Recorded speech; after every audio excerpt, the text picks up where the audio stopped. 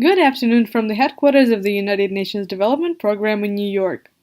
It's a pleasure to greet you and to welcome you, on behalf of the Peace Park Development and Management team, to the second webinar of the Peace Park Development and Management MOOC. This course is offered by the United Nations Development Program in partnership with the Secretariat of the Convention on Biological Diversity, its Peace and Biodiversity Dialogue Initiative, and the NBCEP Forum.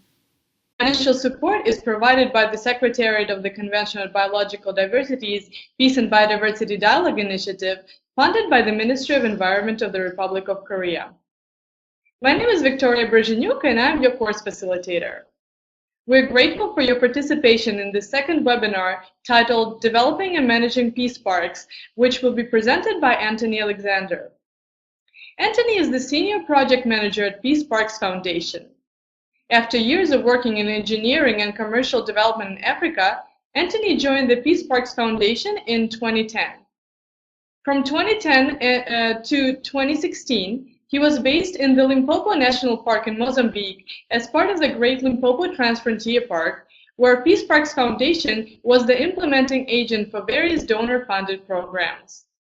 As project manager, his key objective was to develop the park through implementation of the various donor programs, while also supporting the park warden in the management of the park. Over the past 2 years, he has been based in Maputo in the Mozambique country manager and senior project manager portfolios, primarily responsible for oversight of the development and co-management support of 4 conservation areas totaling around 2.2 million hectares in 2 transfrontier landscapes. Welcome, Anthony, and thank you for accepting this invitation. It's a pleasure to have you here with us today. Good evening, everybody, and welcome to the webinar. It's 9 o'clock in the evening here. I'm not quite sure what time you are all across the globe, but I hope you enjoy the presentation, and I think most importantly, please ask as many questions as possible, because I think that will probably make it as practical experience as possible. But welcome and enjoy. Thank you, Anthony. We look forward to your presentation, and before we begin, I would like to take a couple of minutes to share with the participants some rules and dynamics for the Learning for Nature webinar sessions. Microphones will be muted during the presentation. This reduces interferences and facilitates communication. The session will last 90 minutes. We will have a 20-minute presentation followed by the question and answer session. If you think of a question while the presentation is in progress, please share it with us via the chat window at the bottom of the screen. We will read your questions during the Q&A session after the presentation. If you want to speak and the connection allows it, we will open your microphones during the Q&A session. To let us know that you'd like to speak, simply raise your hand by clicking the face button in the lower right corner and selecting Raise Hand. If you would like to interact with us and other participants in the session, you can also do so via the chat window located at the bottom of the webinar room. If the chat window contains multiple languages, you can activate instant translation of the comment window into your preferred language. Further, the Click Meeting interface will by default be shown in English, but it is possible to change the entire web page to your preferred language at the top of the screen. You can let us know if you agree or disagree with the information being presented, or if you need help, by clicking the button in the lower right corner during the whole session and changing your status. It is also possible to request that the speaker either increases or decreases his speaking volume throughout the webinar. This session is being recorded and will be available on the Learning for Nature YouTube channel. All participants will receive a notification via the Learning for Nature course room when the recording is available. The presentation for today's webinar will also be available on Learning for Nature under the Week 2 tab after the session. And now I will transfer the webinar to Anthony, and we hope you enjoy this session. Anthony, the floor is yours. Good evening once again. As Victoria introduced, I've been with Peace Parks for going on 9 years. My experience is primarily from a park development implementation perspective, but within the TFCA landscape, and primarily within the Great Limpopo Transfrontier Park area, which is shared between Zimbabwe, South Africa, and Mozambique. and more recently within the Greater Lubombo's TFCA, which is shared between Swaziland, South Africa, and Mozambique, of course. Peace Park's involvement in transfrontier development is well known. Initially, we started out to establish and supporting governments in the establishment of TFCAs. And our primary involvement has been in Kaza currently, Kalahari, Great Limpopo, and Lubombo's currently, and those are our key focus areas at the moment. As you would have seen in your notes, a TFCA development goes through various phases, and we found that the Peace Parks organization has had to change with the various phases of development. In the initial phases, it's a very strong focus on political will and feasibility, and I'll come back to that slide now, but key was the establishment of Peace Parks, where there were some very influential leaders of the world, President Nelson Mandela, Prince Bernhard of the Netherlands, and Anton Rupert. They're incredibly influential and strong in character and in vision of conservation. And if it wasn't for these gentlemen, a lot of what has been achieved might not have happened. So the first critical point is political will. There must be political will, there must be leadership, and there must be a push at a very high level for TFCAs to come about. Obviously, one also needs feasibility, that it is feasible from a conservation perspective, and also from other aspects such as the communities in the area. Thereafter, we'll come into a planning session where one needs a lot of GIS mapping, on the ground feasibility and analysis. And then one has the treaty, which I'll get into now, and the establishment and operationalizing of the TFCAs themselves. Now, we found that with the establishment of the TFCAs, one can very well have a very strong political capability to establish these, but one still has to get the job done, and the organization has to evolve with that. And we found with time that we have evolved more and more into the implementation of the TFCAs after they've been established, and which requires a far stronger on-the-ground presence supporting countries like Mozambique in the development of the park. Bearing in mind that neighbors, in this case South Africa and Kruger National Park, have been around for 130 years and are very well established. The political will is a critical one. The approach that we've taken towards the development of conservation areas in the TFCA landscape, we focus on the 4 C's: commitment, conservation at scale, commercial development, and community development. And pretty much everything we do fits into those 4 elements. Commitment, it's securing land for the TFCAs.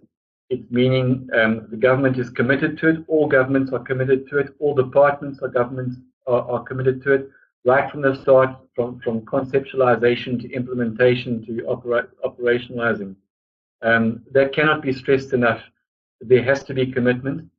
One of the challenges that are often faced is that we often face is and other organizations often face is you might have commitment within a department, such as your conservation sector, but it's often a challenge in the TFCA landscape to get that commitment to other departments, such as your security and immigration controls, which have a large influence on the effectiveness of the implementation of TFCAs, as well as the financial government departments. Those all have critical overlaps, and it's often a big challenge to step your influence and your implementation from the conservation sector to those other departments.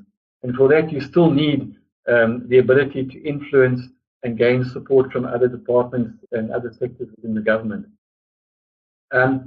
The conservation at scale is very well known.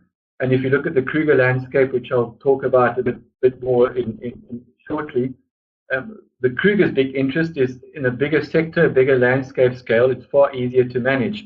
The ecosystem will naturally tend to balance itself out more naturally with far less human interventions. Obviously, the smaller your area, the more you need to micromanage your various fauna and flora and landscape. So conservation at scale is critical for Great Limpopo Transfrontier Park, by example, in the context of management of elephant populations, for example, where both in Zimbabwe and Ghana Zoo and in Kruger, they've been exceptionally effective in managing the elephant population. And they're really looking towards Mozambique now to create a secure area that the populations can expand into. Ecosystem functionality, as I mentioned earlier, the bigger the conservation scale, the easier things are to balance themselves out. And then commercial development. It's extremely, parks are incredibly expensive to run, and parks take an incredibly long time to become financially viable. One can look at a decade or two in certain parks to be able to get up to a stage of break even where your operating costs match your income.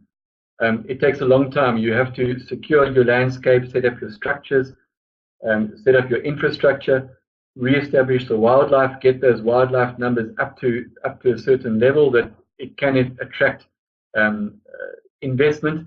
Those tourism establishments take a time to develop their brand and the destination to develop the brand. So a park can take a long time to develop towards financial sustainability, and that needs strong donor support until you get to that stage.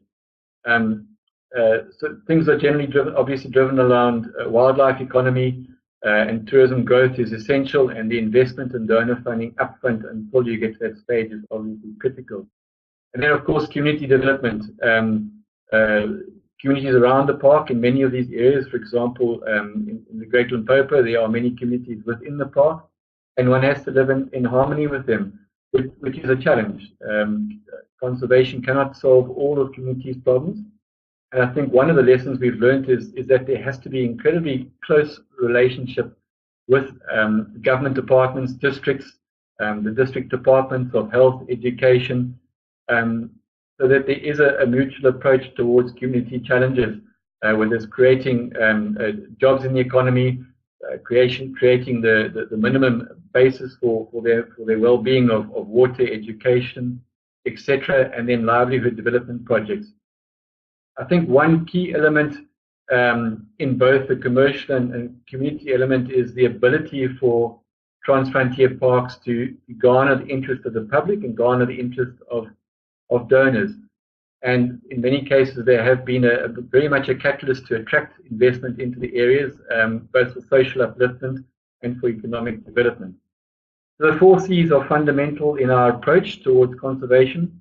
It's commitment, primarily at a political level, continuously through the process, conservation at scale, commercial development, and community development. And what have the success factors been? Political support has been fundamental and essential. Regional stability is essential, and I not only refer towards instability of war, but I also talk about things like political continuity, having a strong ministers in position that support transfrontier conservation, and not having those changed out. So stability is critical, and the interrelationships of governments across borders, and the stability of having the same ministers across the border with existing relationships really is fundamental to making sure that there's support for TFCA development. There must obviously be trust. The more trust there is, the more ability one has to make decisions and be supported in decisions and be supported in recommendations. And I think we have to realize that governments and conservation agencies are primary clients, and you have to treat them as clients. We are often there to support them and to make them look good and to make them achieve their objectives. And so one has to treat them as your client. But I think that the implementation is probably best explained through a practical examples. And in this case, I'll go to the Great Limpopo Transfrontier Park, where I've probably got the most experience, although albeit more in an implementation phase or development phase than the establishment phase. So firstly, to explain the difference between the GLTP and the TFCA, the Great Limpopo Transfrontier Park comprises Kruger National Park in South Africa, Gonarezhou National Park in Zimbabwe, and Limpopo National Park in Mozambique. The GLT, Great Limpopo Transfrontier Conservation, comprises all the surrounding areas, including Banin National Park and Zanav National Park in Mozambique, as well as the areas in between that do not have a specific conservation categorization. And this is the landscape I'm talking about, and we'll get into a bit more detail. So the partners, once again, Mozambique, South Africa, Zimbabwe. A treaty was signed in December 2002, and I'll go through that in quite detail because that's really fundamental to a lot of the TFCA decision-making processes. And currently the structure is worked around that there is a coordinating party that coordinates and is responsible for the TFCA development, chairing meetings, calling meetings, etc. And that currently is Zimbabwe. So the treaty, it's a lot of words, but they're all very relevant. And we'll often find, for example, we're doing some game relocation currently between where we're moving animals between Kruger National Park in South Africa and Zanav National Park in Mozambique. And it became very simple for ministers to approve this on the basis that the treaty was signed 2002. It's been agreed by the governments and is implemented by the government. So as long as the implementation of the relocation is in accordance with the treaty objectives, it's easy to approve because all the principles have been agreed already. So it talks about collaboration, cooperation, facilitating effective ecosystem management, creating alliances, encouraging social, economic, and other partnership, private sector, local community, NGO involvement. Key, obviously, is the ecosystem integrity and natural ecological processes by harmonizing procedures and processes, removing artificial barriers, whether they're fences or protocols and documents and legislation, so one is easier implementation of TFCA objectives. Establishing, looking at the whole TFCA as a regional single product through having a economic base, fostering transboundary ecotourism, which I'll get onto now, and an exchange of experience and knowledge. And I think in the GLTP TFCA landscape, it's fascinating in the sense that you have Kruger National Park, which is 130 years or 120 years in existence, incredibly well structured. And alongside, you've got Limpopo National Park that is developing. And Kruger is incredibly supportive of Limpopo National Park because they can see the importance of Limpopo from many aspects, but primarily from ecological aspects of a larger ecosystem. And from the Limpopo perspective, value is seen in the value of the present wildlife, and their numbers will obviously expand over the boundary and help repopulate Limpopo National Park. The other benefit for Kruger National Park, as one well knows, is there's a lot of rhino poaching pressures, and there's a lot of collaboration along the border and across the border in dealing with those challenges.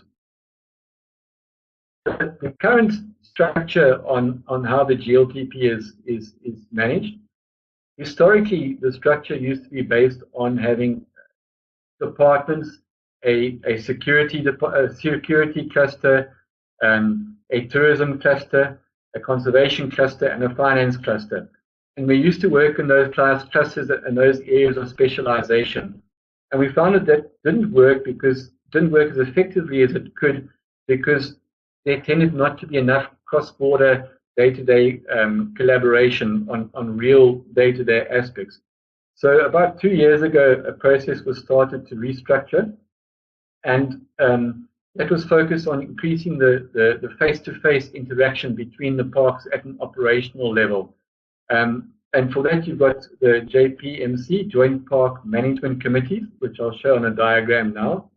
And they will report then to a joint management board and a committee, and then the board, and then the ministerial committee. So that is our structure. And in the landscape, as you can see there are 4 key joint park management boards. And the reason why it's clustered around in those aspects is largely to do with your interfacing roles, interfacing parties. So to start at number 1, you've got Gonorrhea National Park, and then you've got some hunting concessions on the Mozambique side. The second cluster is around Cook's Corner, Pafuri area, where you've got all 3 countries, and that is seen as a critical future development node for the TFCA. The third cluster is in northern Kruger and Limpopo National Park in Mozambique, which is a national park.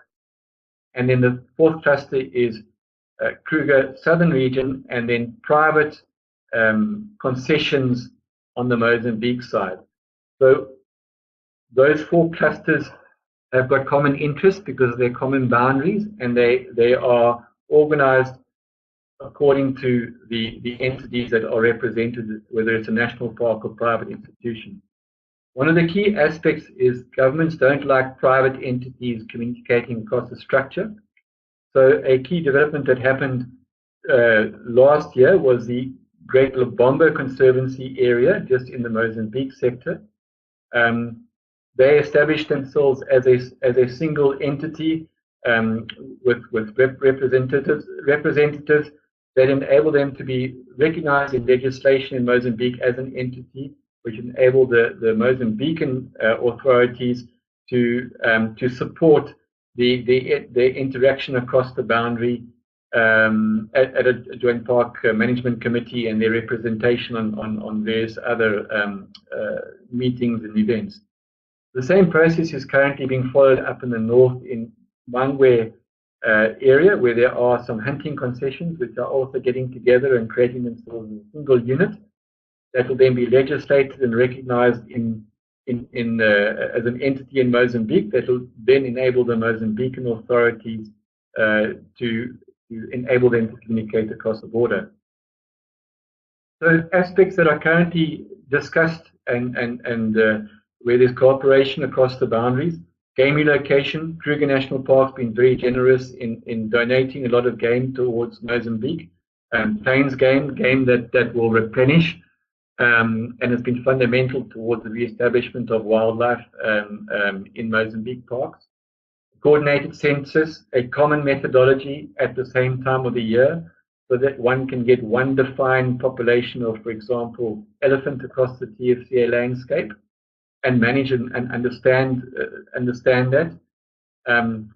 Elephant management framework, we're currently in process of standardizing both the game relocation policy and elephant management framework across the TFCA area, because it is a very dynamic and topical topic. As mentioned earlier, Kruger and Gonorrhea Zoo would really like to see the strengthening of conservation in Mozambique, which is happening, which is seeing elephant populations move over into Mozambique now. Wildlife poisoning, it's an incredible threat at the moment, so there's a coordinated study and research into what is happening because it's been experienced in all 3 countries. And then, of course, water basin management. There's a number of donor programs. The rivers generally flow from west to east. In South Africa, there's a lot of poisoning from mining and farming. That will end up in, for example, in Elephantes River, Olifants River, which flows into the Masinjir Dam bordering in the Limpopo National Park. There's been a lot of contaminants, and there's a dam there, so there needs to be one water basin management approach. The land use planning and connectivity is a key one. I mentioned earlier about the creation of the GLC and the Mangwe Conservancy. In late last year, an agreement was signed between Kruger and private landholders on the western part of their park on how to on common policies such as fencing, landscape management, water management, hunting policies. And we're currently in a process of developing Zenav and Banin, and we are starting to look at the prospect of linking corridors, conservation corridors between those parks. How we see that happening will be through community partnerships, where we'll get potentially private involvement and private support, and to develop potentially hunting areas with water that will facilitate the movement of animals between the parks, and communities will benefit through wildlife economy. A real key aspect is on the security side. A lot of rhino poaching, as you will no doubt know, is in Kruger. So they're very reliant on anti-poaching cooperation and support from Limpopo National Park. And they say, well, necessity is the mother of all inventions, and because of that, poaching has really brought the parks joined together a lot. So there's shared communication systems, digital radio network, there's sharing of intelligence. There is one common standard recording of anti-poaching data. In this case, they've got a system called Seymour, and Seymour will record all tracks, all movements of poachers, both in Mozambique and in South Africa, and that's shared real time in a forward operating base in either park. There's real-time WhatsApp sharing, real-time digital radio communication, and this data. And a lot of coordinated anti-poaching strategies along the border. And of course, with that comes joint SOPs. One challenge we do face is in areas where you've got slightly less human densities, less historical events of crime, such as vehicle theft.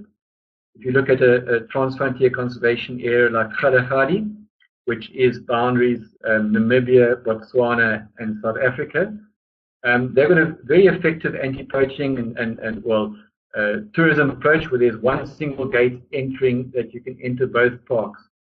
Within the GLTP, we've got some slightly bigger challenges. We've got a big wildlife crime challenge in the area. There's a historical vehicle theft in the area. So getting approval for doing patrols across the border, getting a ranger to take his rifle or her rifle into another country, and the repercussions of insurance, etc., is extremely challenging from aspects of legality if something does go wrong, recovery of the person, medical treatment, insurance. So we focus at the moment on along border patrols. So we will travel along the boundary jointly, and we will deploy the patrols either eastwards into Limpopo with Limpopo Rangers, or westward into Kruger with Kruger Rangers if there's an event. Tourism is something very much for the future. The nice part of the GLTP is each park has got its own niche. Kruger is extremely well developed. Gonorrhea Zoo is getting there very fast, and Limpopo is only starting on its tourism. And we see Limpopo National Park's niche being in a little bit more wilderness. The key for the GLTP is softening the borders. Kruger National Park receives well over 1 million visitors a year. If one can soften the border, that a tourist can travel easily into Gonorrhea Zoo or easily into Limpopo National Park, those parks with a far smaller overhead, they just need to get a small percentage of those visitors to go across the border, will make a fundamental difference to their viability. So softening the border, the vision is that at the moment there is former border controls between the parks and between the countries. The vision is if we can move those borders or move the boundary to the outer boundary or the eastern boundary, I'll show you. But currently we have a border control here at Giriondo. The vision is that if one can move a border control to Massengill on the exit, that one can move freely between the parks without crossing the border. If a tourist can cross freely, they don't have the concern of immigration, passports, vehicle papers, etc. And one will get far more visitors to the area, and that's one of our key focuses for the next number of years, is to try and get support that immigrations, customs can become comfortable with that concept. And as I said, it works elsewhere, but in this landscape it's got some bigger challenges. The other key aspect is that's been worked at the GLTP landscape level is access. These days everybody's far more push for time. and a lot of these locations are extremely difficult to get to. So there's a study at the moment to see how we can create aerial linkages between the parks and between the TFCAs. Going further than that, we really see the importance of commercialization of these parks so they can be self-financing. And one of the visions is that in future one can have one single booking system for all tourism camps and all TFCAs in Southern Africa, for example. If a tourist is interested in visiting Wangi or Mana Pools or anywhere else, there can be one common system where one booking system where one lot of information is, and that'll be fundamental to increasing visitors to these TFCA areas. Lastly, on the community side, we've done a number of baselines to understand how communities live and their livelihoods and how they can be improved. And they've adopted a nodal approach by linking up areas that have got common factors on how communities live and the livelihoods and the region as well. One of the nice programs that we're implementing at the moment is called Hlawua Vutumi, which means, if I remember correctly, means pro-life or means life. And if one goes to Kruger National Park, you've got an incredibly developed tourism and an incredibly developed wildlife product. In Mozambique, that's very undeveloped, and a lot of people don't have the vision of what it could be. So it's taking school children and influential leaders and teachers across into South Africa, teach them about tourism in Kruger National Park, teach them about the value of wildlife and the potential for jobs and the potential for economic development, and for them to go back home and teach their fellow students and pass on to their family, and that's to share the vision of the TFCA that one can mirror what's happening across the border and make your country a success and your conservation areas a success. And that's it from my side. I hope that's been reasonably informative, but primarily more from a practical aspect without too much theory behind it. But I'd welcome questions because I think questions are probably where one would learn the most. Thank you very much, Anthony. We're already receiving some feedback from the participants. Quentin says, thank you, that was great. It was indeed a very interesting and very relevant presentation for the participants of our course.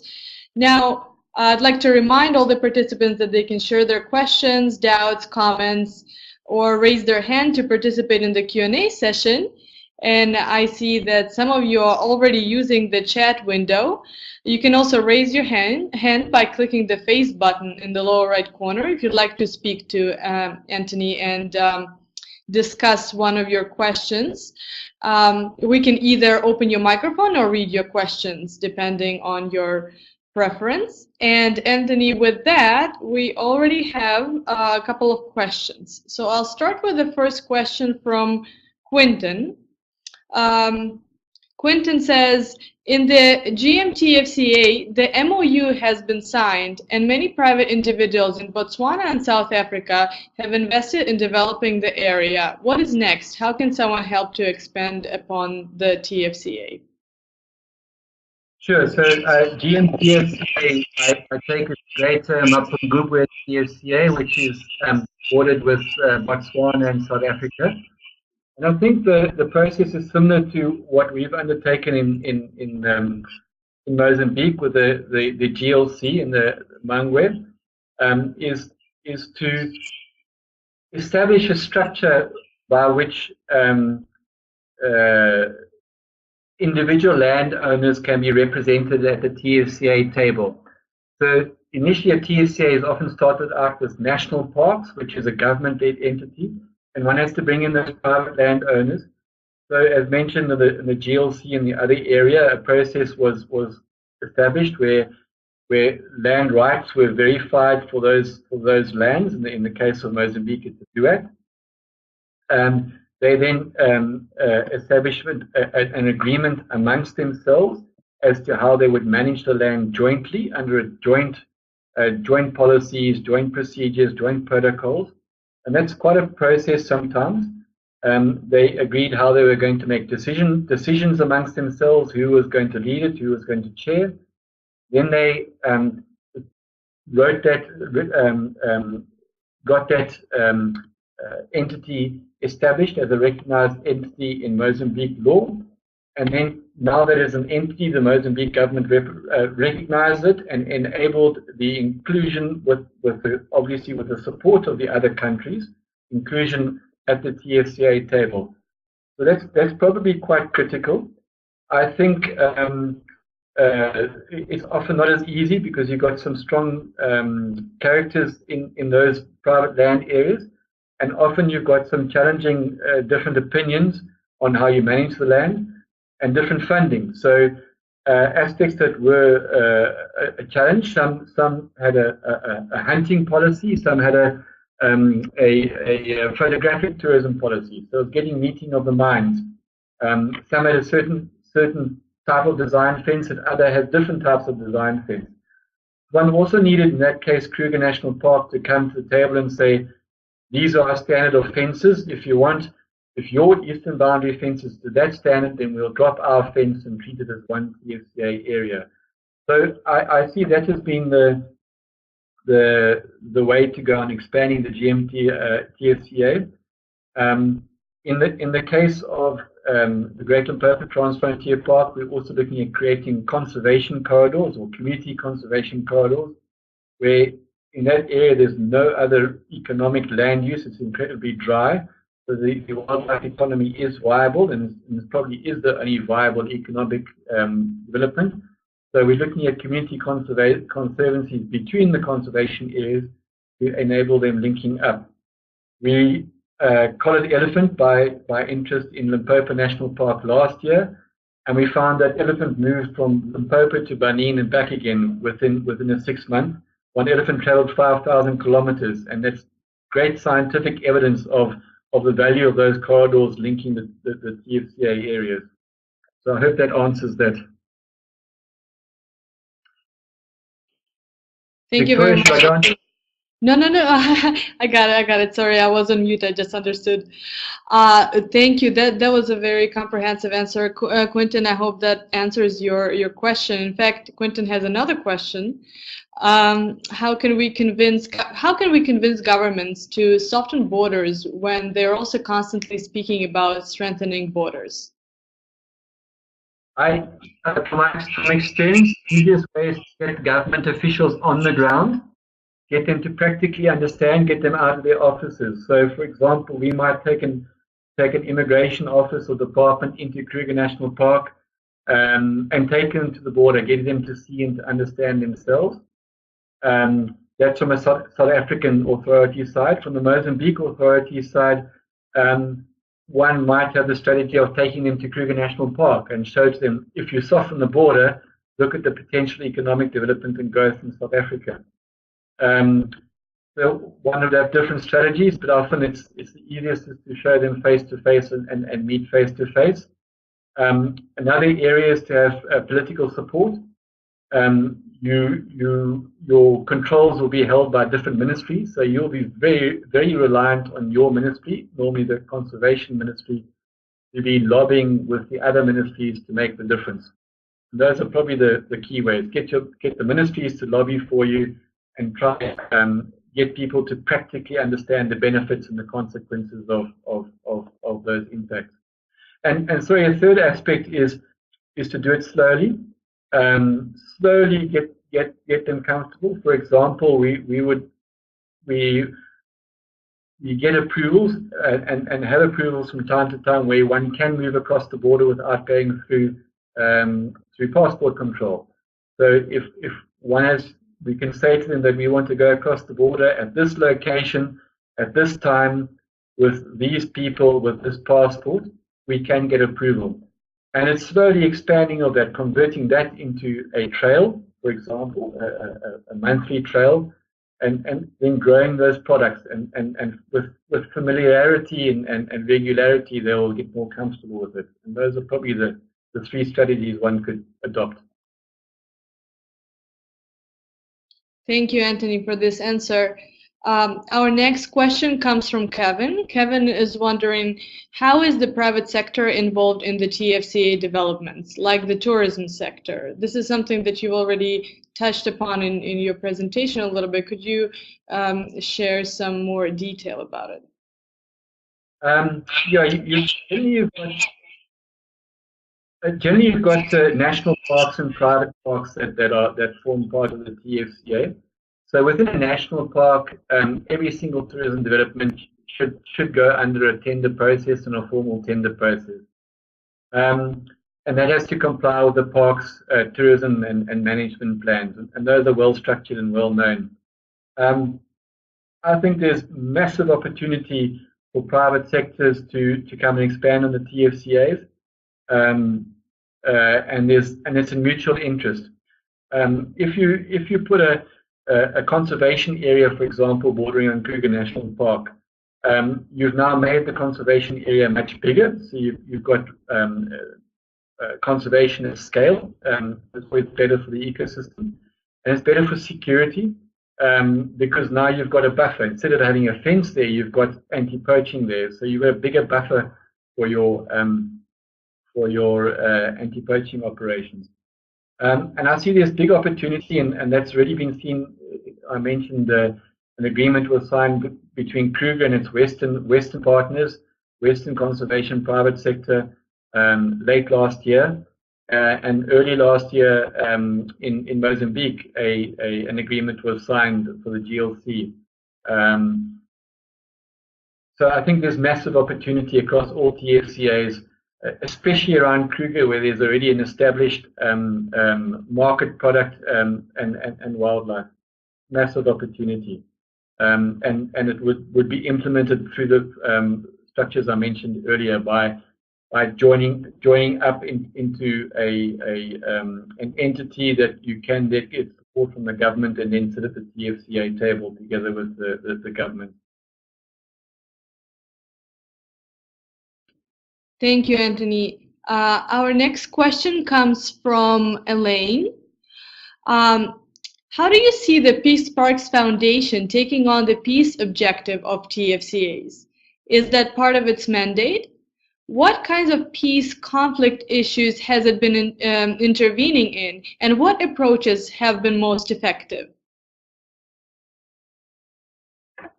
I think the reality of the challenges of the world is lack of resources, and everybody's fighting over resources. And it's a tough question to answer. I think there's studies that show that communities living around conservation areas tend to be attracted to conservation areas because of the economy that is created. I think in the context of my experience in the Limpopo National Park, I know some of the villages around there are highly dependent on the park itself, running the economy of the village. There are so many people that receive salaries. Those salaries go into a bakery, into a hairdresser. So it creates its own little economy around the area, and economy obviously stimulates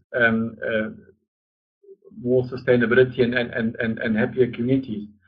The communities are incredibly challenging for conservation areas and incredibly important, and that probably is our biggest challenge. I think the creation of TFCAs and TFCA park areas really encourages collaboration across the border. I think if you didn't have it, or if you look at what was happening before the GLTP TFCA, for example, there's no communication across the border.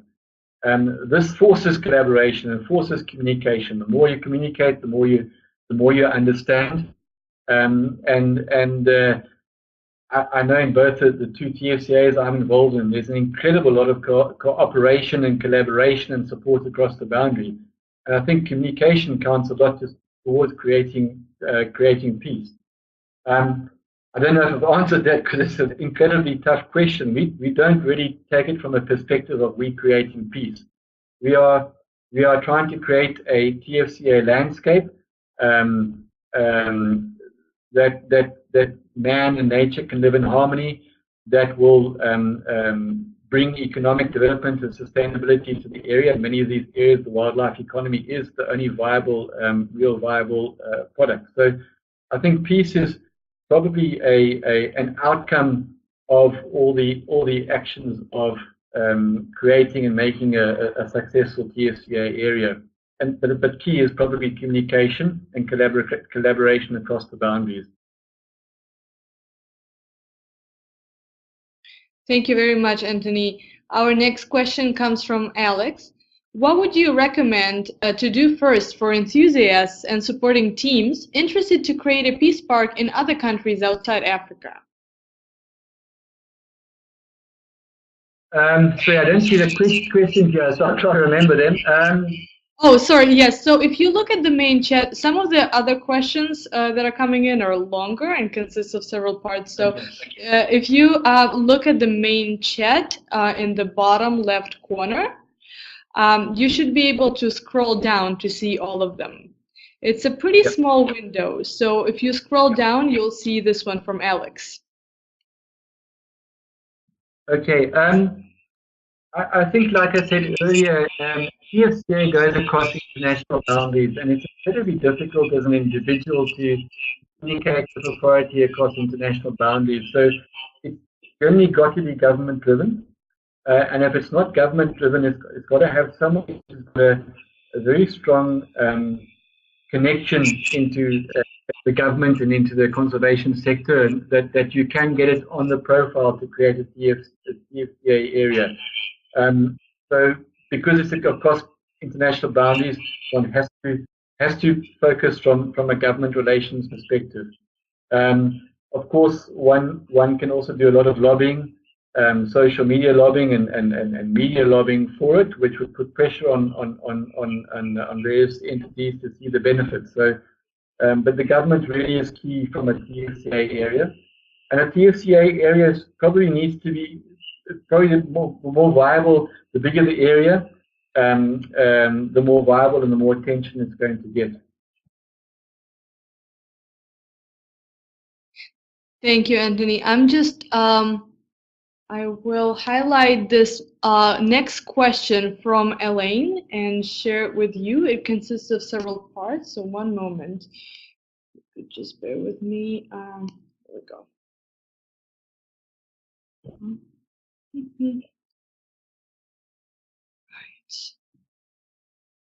So you should have received it from me separately just now. It consists of several parts. In your experience, are you finding that the tourism approach is working for community development? Is it enough to truly transform economic circumstances? What motivated Peace Parks Foundation to take a community conservancy approach to corridor connectivity and not other forms of community environmental governance? And how do you see culture and traditional systems, such as knowledge, governance, etc., playing a role in that process? In Mozambique, there is a law that 20% of your revenue that comes from a park goes to the communities. In Kruger National Park, I think the figure is probably around 1%, which doesn't sound like a big number, but it is a big number because they got a lot of turnover. So in Mozambique, they've got 20% share of the revenue, and for that, the communities then set up their own governance structures, and that is how where we focus is on facilitating, supporting, guiding their governance structures. They are still responsible for their decisions. They're responsible for their own leadership. They're accountable for their own money. They make the decisions on how they spend their money. So one of the first things one does when you establish a park is create those communication systems and governance systems so that there is a way of communicating with communities in a formal way, a way that they make decisions, and a way that they can share in the benefits and decide on what community projects they want to develop with their funding. So that is our first step is governance, creating those structures which make the decision-making processes the best. And because it's them responsible, their governance. They are then taking care of their cultural, their traditional, and other systems. But they do need a lot of guidance, often from a technical perspective, supporting setting up bank accounts, supporting on what decisions are good, what's bad, and giving guidance on that. We also do an incredible amount of community programs around the reserve, anything from water programs, agriculture and subsistence programs. We've got a program at the moment called Herding for Health. We realize the value of cattle and the potential conflict of cattle with conservation areas, and in certain landscapes, the really terrible overgrazing in certain areas. The Herding for Health program works with them to teach them better grazing methods, rotational grazing, and cattle health and good livestock management in line with the conservation area. There's a lot of different community programs that always go with the park as well. I think that the corridor, if one is creating linkages, one has to somehow marry communities with wildlife. And the most logical one is a community conservancy. As I say, it's not being implemented. It's a theoretical approach that we still need to go and test. In the Lubombo landscape, for example, in Maputo Special Reserve, which borders in South Africa and Tembe Elephant Park and Ndumu, we've got some World Bank funding we're looking at there. And there we're looking at a similar approach where communities own land, it's not being economically used, and giving them the option of converting that land into a conservation area linked to the park, so the animals will go across and then they can use that as a wildlife economy. So and in so doing, expanding the conservation area and sharing in the benefits of conservation. And in a lot of those approaches, the donor would put in money, and that money would in effect, let's call it the community equity, and then the community would then try to partner with a private entity that would give them stronger technical capability and more financial capability to implement. We've implemented a community lodge in Maputo Special Reserve at Shemokan and Anvil Bay on a similar model where donors come in and put money on the table for the community, and they've partnered up with using that money as equity, partnered up with a private entity. So there are a lot of approaches, but in the corridor approach and expanding of a conservation area like Maputo Special Reserve, a community conservancy or community conservation area seems to fit well, along with all the governance and the community development programs. Thank you for this comprehensive answer, Anthony. Our next question comes from Andrew. So Andrew says, I have a question about militarization of conservation in the Great Limpopo area. Professor Elizabeth Lundstrom from York University in Canada has written extensively on this issue, pointing out both the human rights implications and practical problems of taking such a militarized approach. Are other solutions being explored to deter poaching? My knowledge of this region is limited, but it is my understanding that local communities have often been alienated and disenfranchised by top-down conservation projects, which reflect the priorities of governments and tourist developers, not necessarily local communities. Are community-driven and rights-based approaches to conservation also being explored in the Greater Limpopo and other transfrontier conservation areas in Southern Africa? Yeah, I know Elizabeth. Worked in the Limpopo landscape a number of times. I've met her a number of times. The reality is we have to face facts. Is that you've got different forms of poaching, but let's put bushmeat poaching aside because that's a completely different aspect. But rhino poaching is driven by greed, and unfortunately, it's the poorest of the poor that really are suffering. But the reality is people are entering into conservation areas with guns.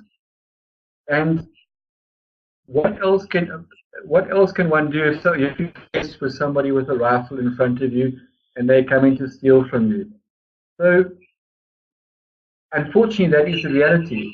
It's not the only solution, but it is a necessity that you have to protect your asset and you have to protect your ranger's life.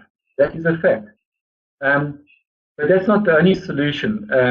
There are an incredible amount of other community programs being done. There's been research and understanding what are the dynamics in the landscape that are driving. It's one of the methods being used to counter poaching. But the reality is it's driven by greed, and one has armed people coming into parks, going across borders, into territory, and rangers' lives are being threatened. The economy of the whole region is being threatened by impacting on tourism, which impacts on jobs, which impacts on communities and the sharing of revenue. So it's an unfortunate reality that conservationists have to protect their conservation area and protect their ranges. But once again, it's not the only solution. It has to go hand in hand with aspects such as community programs, such as an intelligence network, and such as working on policies, the demand factor as well. So it's not the only solution, but it is a necessity that one has to protect the conservation area. If somebody's going into the conservation area, they know the consequences. Thank you, Anthony. Andrew, I see that your microphone is open, so if you have a follow-up question or a comment, you're more than welcome. Oh, I think we just lost Andrew, actually. And Quentin is commenting that it was a great question, and indeed, thank you for that. Now we have a question from, let's see, Vera. How to deal with migrants and open borders in peace parks? Sorry, could you repeat that, Victoria? How? How to deal with immigrants and open borders in peace parks? I'm not sure if I understand the question correctly. What I can say is that by law, everybody needs to have a passport and pass through a recognized border facility if one is moving between two countries. The reality, however, is across these landscapes, international borders have separated communities and separated family networks. So there is still a lot of movement across borders of communities without going through formal processes. So I'm not sure if that answers the question. I'm not sure if I understood the correction fully. What I can say is that generally in the parks I'm referred to within a conservation area, one has to travel by vehicle. One cannot travel by foot. But outside the conservation area, obviously, you will potentially get people moving between the border without necessary authorizations. But I'm not sure if I understood or answered the question correctly. Right. I'm actually trying to open Vera's microphone right now, just so we can check with her. But in the meantime, so maybe we also that's not within our authority to legalize or to the movement of people across the border. That sits with the relevant government immigration authorities. We have no authority over that. Understood. Thank you, Anthony. Now another question is from John. John says, not a truly transfrontier question, but I'm wondering if there's any serious consideration of reconnecting wildlife corridors on the western side of Kruger as well, such as to Blight River Canyon area. I think the reality is one would love to, but those areas are probably too overdeveloped from a perspective of human development and agriculture and other development. I don't know that area particularly well, but the reality is the western boundary is very heavily developed, and it'll be very difficult to secure the land there. I don't know the area well. If there are potentially some big landowners, whether they are forestry or private farm owners, then I would certainly say there is potential. I have heard about this some years ago, but as a theory, but I don't know much more about it than that. Mm-hmm. Thank you, Anthony. Our next question comes from Victoria, who is asking, what is the possibility of creating peace parks in areas known for recurrent security challenges, considering the protection of the practitioners involved and the facilities or structures already put in place? Sorry, could you just repeat the beginning of that question, Victoria? Yes. What is the possibility of creating peace parks in areas known for recurrent security challenges, considering the protection of the practitioners involved and the facilities or structures already put in place? I think one of the most interesting peace parks, and you'll probably study and know more about it than myself, is a peace park between North and South Korea, where I think there's a no man's land or no go area of quite a substantial area. And I'm trying to understand the context of the question. I suppose one has to analyze the threats. I mean, if you look at the North-South Korea, it's safe, but I don't know much more than that. It's a difficult one to answer. I don't know how I could answer that. One has to analyze every situation by itself, and try to see whether you can manage those risks. And I think one has to look at it from a practical perspective, find an area and then analyze it and see if you can manage those risks. And a lot of it will probably come down to financing, because security needs to be financed by somebody if you want to do it thoroughly and properly. Mm-hmm. Thank you, Anthony. Speaking of financing, Alex is asking, how does environmental peace building agenda affect peace park sources of financing? Could peace parks become more financially sustainable by exploring some additional funding from the peace-related donors? Yeah, I'm not quite sure what's referred to peace-related donors, but I think an observation what's happening in the world is the trend of where funding is coming from changes continually, and what interest donors changes continually. One of the trends at the moment is shared financing and programs where one donor would be interested if another donor is involved. And I think what cannot be underestimated for the future is the importance of philanthropists. There are a number of philanthropists putting an incredible amount of money into conservation, and I think that is fundamental to the future. And a lot of governments are putting a lot of money into conservation, and I refer particularly to a lot of European governments who are very appreciative of putting an incredible amount of money into conservation in the region. When one looks at donors, one's got to analyze a lot of aspects, and one's got to be able to cater for each type of donors systems as well. Different donors require different M&E systems, require different reporting, have different expectations of how you manage the money, and how you implement different procurement rules. But I do think a lot of the future lies in philanthropy, private institutions, private individuals putting money in. And I think another area is the growing corporate social responsibility in the area, in the world. For example, in Mozambique, there's a lot of oil and gas development, And we know that what comes along with oil and gas development is always a social component to the country. That part of it will get channeled into communities and conservation work.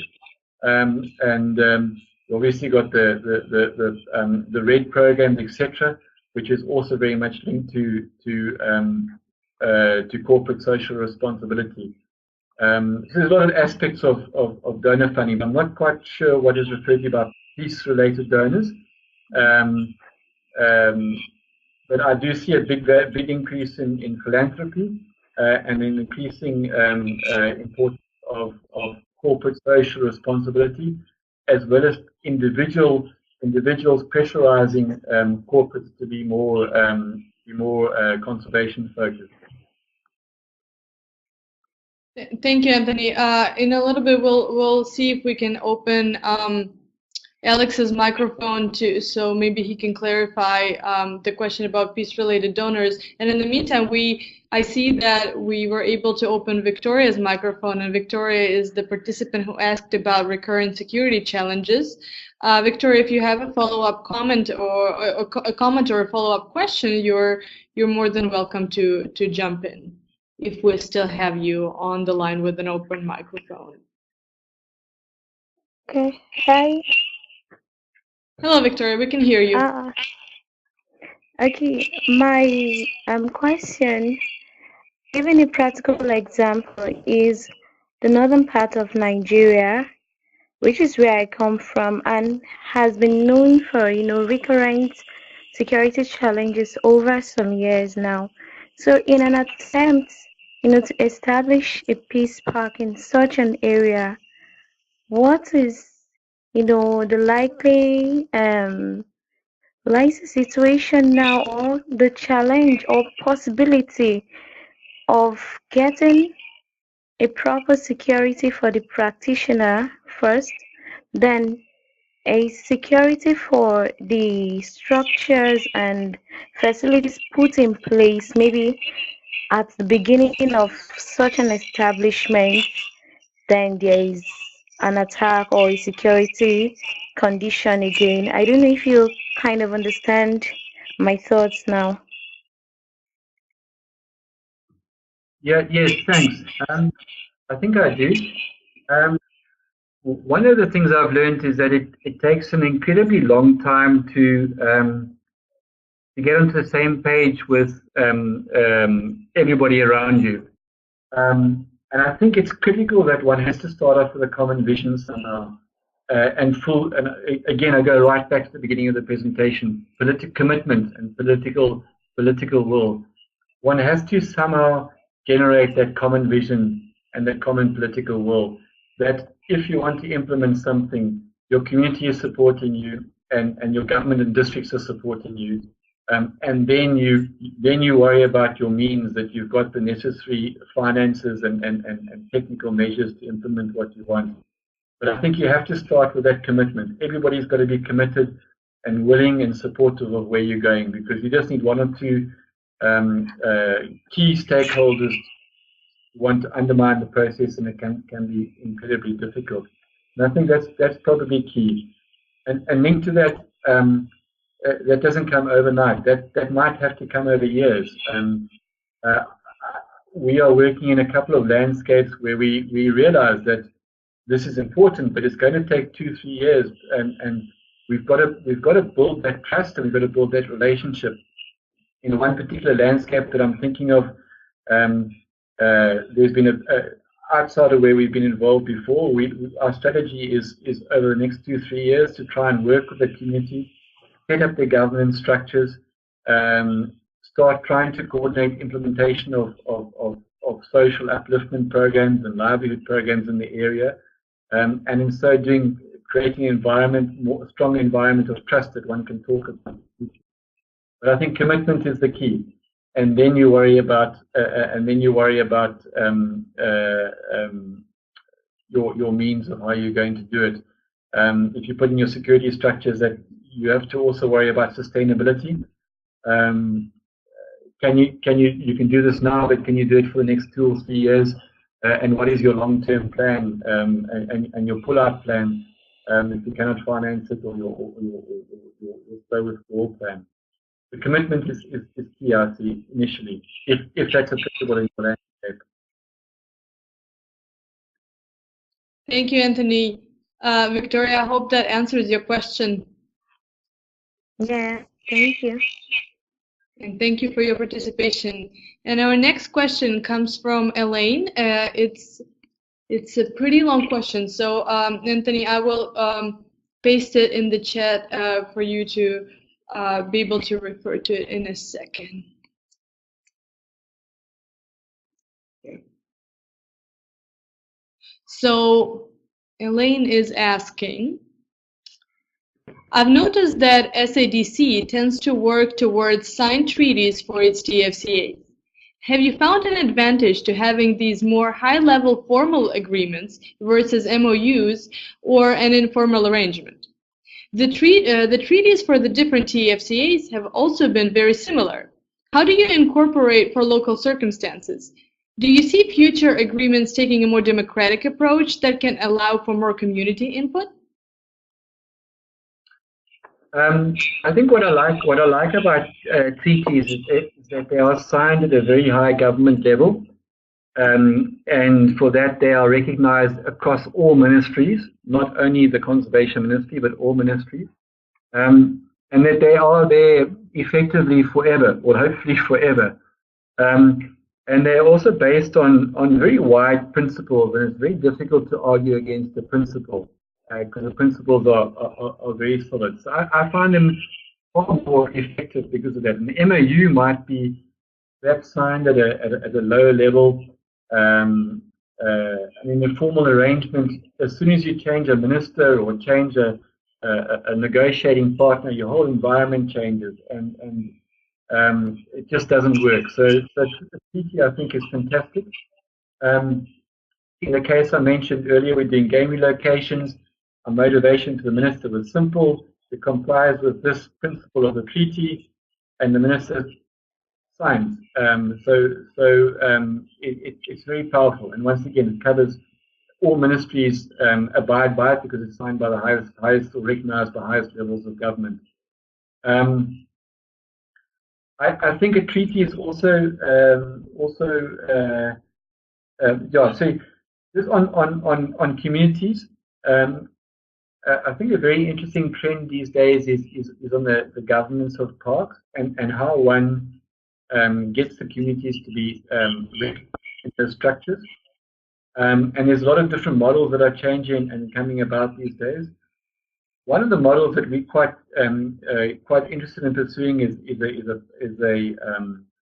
a trust or a partnership, a trust agreement, where at the table you'll have a structure created for the management of this conservation area, and at the table will be your all key partners, your communities, but your private investors or tourism operators, your key donors, so that there is one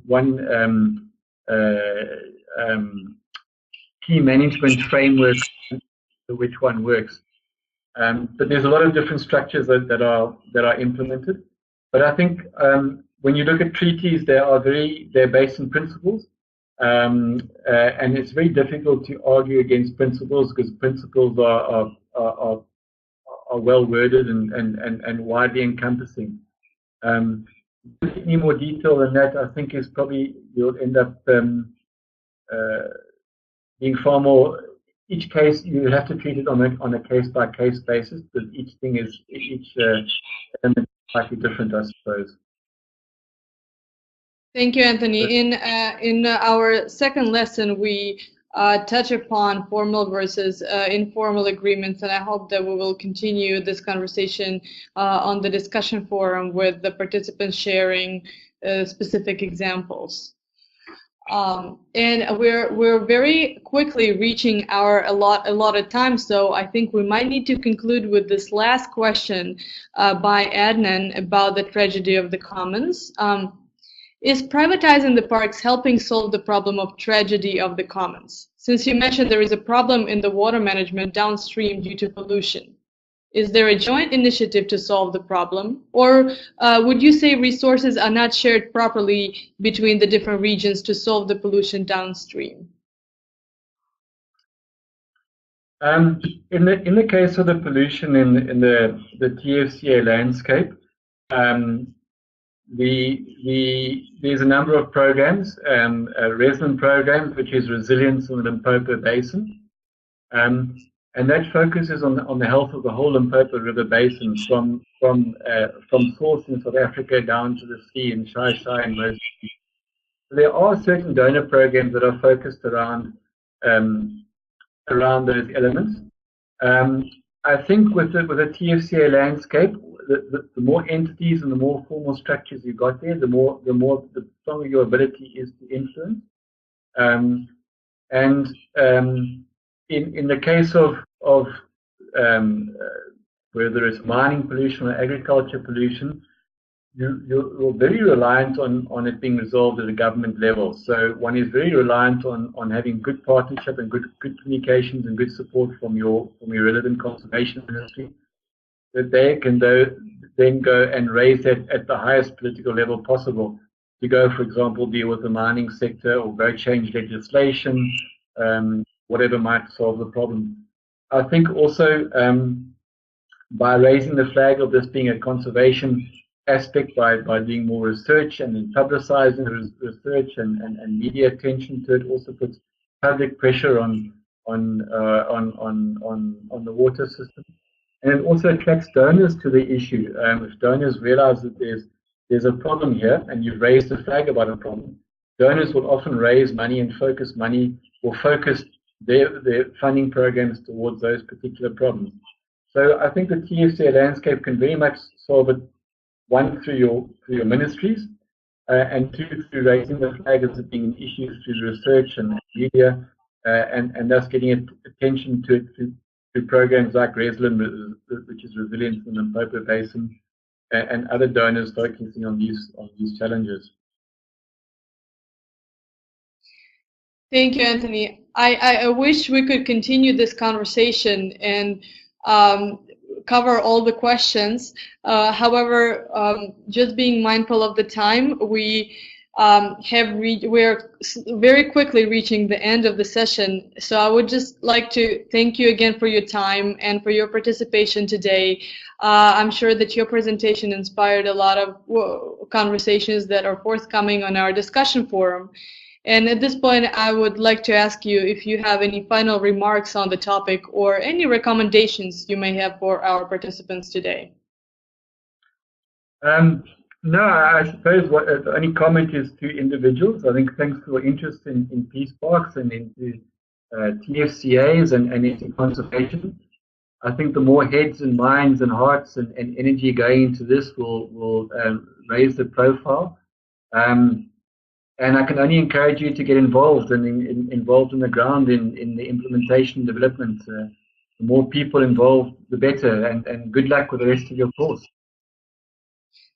Thank you very much, Anthony. We do certainly hope that our participants will deepen their involvement in peace parks.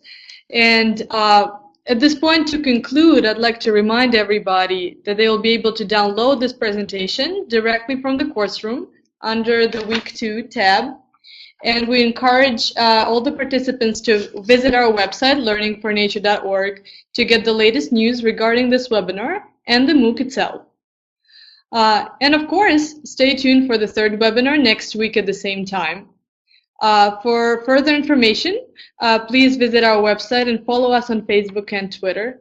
And in the meantime, we encourage you to proceed with completing the activities available under Week 2 and catch up on the required components of Week 1 if you haven't already done so. Again, we encourage you to be active on the discussion forum and to share your thoughts and experience with us.